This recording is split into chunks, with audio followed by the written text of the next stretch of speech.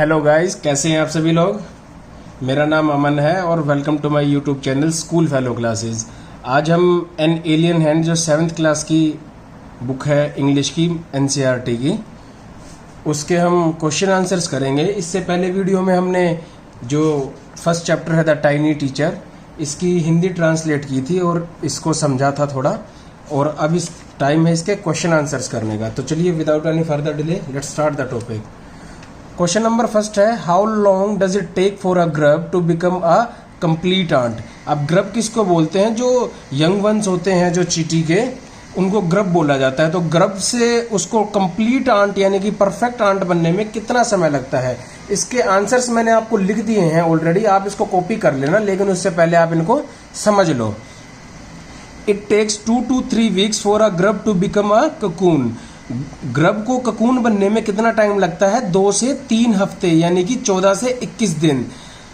After another 3 weeks the cocoon breaks and perfect ant appears. जब cocoon बन जाता है वो 2 से 3 हफ्ते के बाद ग्रब, उसके बाद करीब करीब 3 हफ्ते और लगते हैं ककून को टूटने में, और जब ककून टूटता है तो क्या बाहर निकलती है? एक परफेक्ट आंट यानी कि एक परफेक्ट चींटी बाहर निकलती है। ओके, क्वेश्चन नंबर 2 है, why do the worker ants carry the grub about.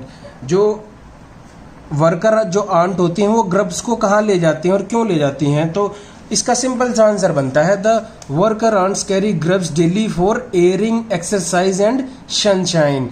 जो वर्कर आंट होती हैं वो ग्रब्स को बाहर ले जाती हैं, क्या करने के लिए? उनको हवा खिलाने के लिए, उनकी एक्सरसाइज करवाने के लिए और उनको धूप सिकवाने के लिए। वाह।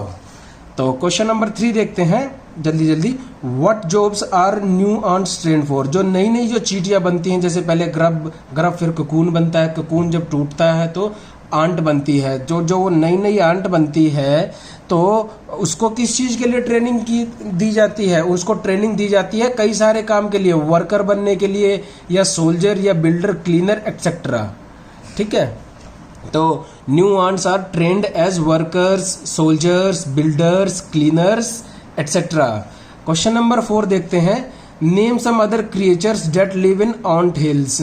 जो आंट का जो घर होता है, चींटियों का घर होता है, उसको हम क्या बोलते हैं? आंट हिल बोलते हैं। लेकिन जैसे हमने चैप्टर में पढ़ा था ना, यहाँ पे आंट के अलावा और भी कई तरीके के इंसेक्ट्स रहते हैं, उनके नाम हमको बताने तो सिंपल सा आंसर हो जाएगा, some other creatures that live in ant hills are beetles, green fly and lesser breeds of ant। तो क्या क्या रहता है वहां पे ant के अलावा?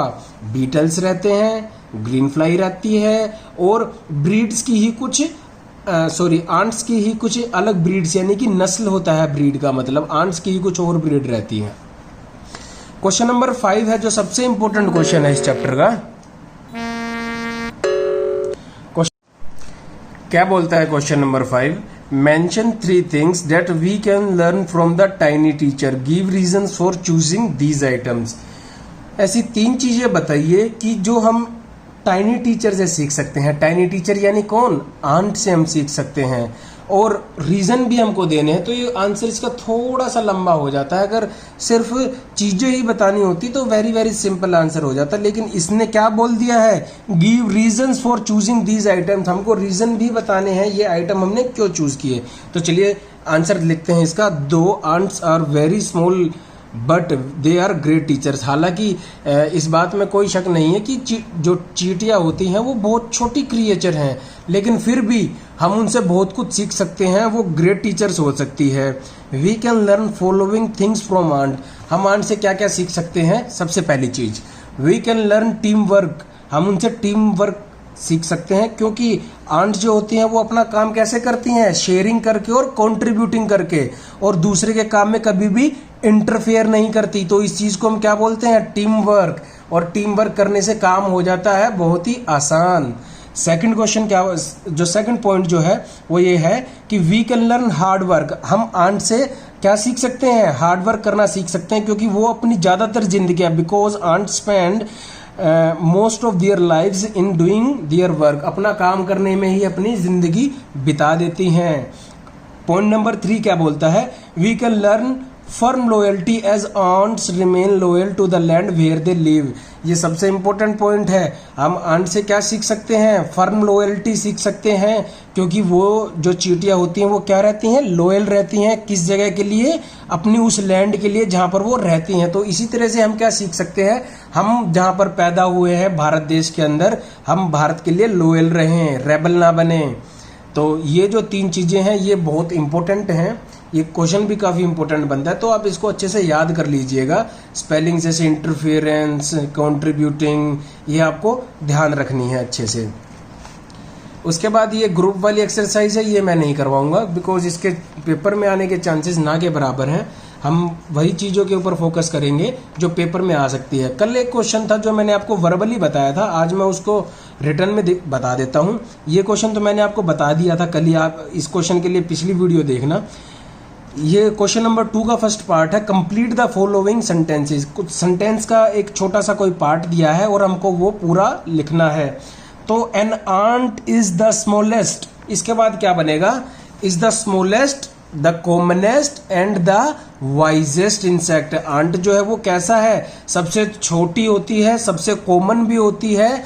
कॉमन यानी कि मतलब देखने में पाई जाती है कई जगहों पर, घरों में भी, बाहर भी, जंगलों में, पहाड़ों में, हर जगह पर पाई जाती है, इसलिए कॉमनेस्ट है। और वाइजेस्ट तो हमने इस पूरे लेसन में ही जाना कि वाइजेस्ट आंट को क्यों बोलते हैं। टू का 2 पार्ट बोलता है, we know a number of facts about an ant's life because. हमको पता है आंट की लाइफ के बारे में बहुत सारे फैक्ट। क्यों पता है? क्योंकि because people have kept ant as pets and watched their daily behaviour closely. लोगों ने उनको, आंट्स को एक पेट की तरह पाला है, जैसे हम कुत्ते और बिल्लियों को पालते हैं, और उनके बिहेवियर को क्लोजली देखा है और डेली देखा है। तो इस वजह से लोगों ने उनको नोटिस किया और उनके बारे में हमको फैक्ट्स पता है। क्वेश्चन नंबर 3 बोलता है, ये इंपॉर्टेंट क्वेश्चन बनता है, in what ways is an ant's life peaceful. आप कैसे कह सकते हैं कि ऐसे कौन से तरीके हैं जिनसे ये पता चलता है कि आंट की जो लाइफ है वो शांति वाली है? तो मतलब शांति पूर्ण तरीके से वो अपना जीवन व्यतीत करती है। तो इसका आंसर आ जाएगा, because it works bravely and intelligently and never fights with the other member of the groups. तो आंट जो होती है वो अपना काम ब्रेवली करती है, ब्रेवली यानी बहादुरी से, इंटेलिजेंट यानी बुद्धि से, दिमाग लगा करके, और कभी भी दूसरे जो मेंबर्स होते हैं अपने ग्रुप के उनके साथ फाइट नहीं करती। तो ये ऐसे तरीके हैं जिनसे हमको ये पता चलता है कि आंट की जो लाइफ है वो कैसी है? पीसफुल है। इसके बाद इसका लास्ट क्वेश्चन बनता है। लास्ट क्वेश्चन क्या है? फिल इन द ब्लैंक्स है बेसिकली। जैसे आंट आंट हिल में रहती है, हम हाउस में रहते हैं, ऐसे ही डिफरेंट जो चीजें हैं जैसे बर्ड, स्नेक, डॉग और अलग अलग चीजें, वो अलग अलग जगहों पर रहते हैं, उनका अलग अलग नाम दिया गया है। तो यहाँ पर थोड़ा क्रिएटिव वे में इसको दिया गया है। तो चलिए समझने की कोशिश करते हैं, और साथ के साथ मैं आपको यहीं पे आंसर इसके फिल करके बता दूंगा। सोल्जर्स लिव इन बैरक्स, तो ये भी आपको याद रखना है, सोल्जर कहाँ रहते हैं? बैरक्स में। एंड बर्ड्स इन, जैसे सोल्जर बैरक्स में रहते हैं और बर्ड्स कहाँ रहते हैं? नेस्ट्स में, NESTS। Much like a snake that rest, वैसे ही जैसे स्नेक रेस्ट करता है, कहाँ पे? यानी कि स्नेक का घर पूछा हुआ है, बिल जिसको हम बोलते हैं और इंग्लिश में बोलते हैं hole, HOLE। No horse is able to sleep, कोई भी हॉर्स नहीं सो सकता जब तक कि वो जगह क्या ना हो, उसका घर ना हो, और उसके घर को क्या बोलते हैं? स्टेबल। कोई भी हॉर्स नहीं सो सकता किसके अलावा? एक स्टेबल के अलावा। क्यों नहीं सो सकता? क्योंकि स्टेबल उसका घर होता है, अस्तबल जिसको हम हिंदी में बोलते हैं। And a dog lives well, mind you. और एक डॉग अच्छे से कहाँ रह सकता है? वैसे तो कहीं भी रह सकता है, हम अपने बेडरूम में भी सुला सकते हैं, डाइनिंग रूम में भी सुला सकते हैं, लेकिन वो ज्यादा खुश कहाँ रहता है? एक किन्नल में, KENNEL, क्योंकि डॉग का घर क्या होता है? किन्नल में। To say hi to an ant if you will, अगर आपको किसी आंट को, एक चींटी को हाय बोलना है तो आपको कहाँ जाना पड़ेगा? कहाँ चढ़ाई करनी पड़ेगी? एक आंट हिल पे। ये हम पहले से ही जानते हैं, जिसने चैप्टर की हिंदी पढ़ी होगी वो इस क्वेश्चन का आंसर जरूर जानता होगा। पहली वाली वीडियो देखिए, उसमें मैंने अच्छे से एक्सप्लेन किया है।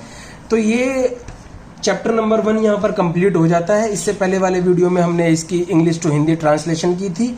अब हम कॉम्प्रिहेंशन चेक और exercises fill in the blanks हमने इस वीडियो में किए हैं। आई होप की वीडियो आपको अच्छी लगी होगी, आपको अच्छे से समझ में भी आई होगी, क्योंकि वेरी इजीएस्ट वे जो पॉसिबल हो सकता है मैंने उसमें आपको समझाई हैं। अगर फिर भी आपको कोई फीडबैक देना है, कोई बात है जो आपको समझ नहीं आ रही है, या कुछ आप मेरे से शेयर करना चाहें, तो आप मेरे को कमेंट सेक्शन में बता सकते हैं। तब तक के लिए, जब तक नई वीडियो नहीं आती, मैं आपसे विदा लेता हूँ। Goodbye, take care. फिर मिलते हैं आपसे लेसन नंबर 2 के साथ, जो है ब्रिंगिंग अप कारी। ये एक एलिफेंट की स्टोरी है, बहुत ही इंटरेस्टिंग है, तो बहुत ही मज़ेदार होने वाली है अगली वीडियो भी। तो चलिए अगली वीडियो के साथ मिलते हैं, तब तक के लिए बाय एंड थैंक यू।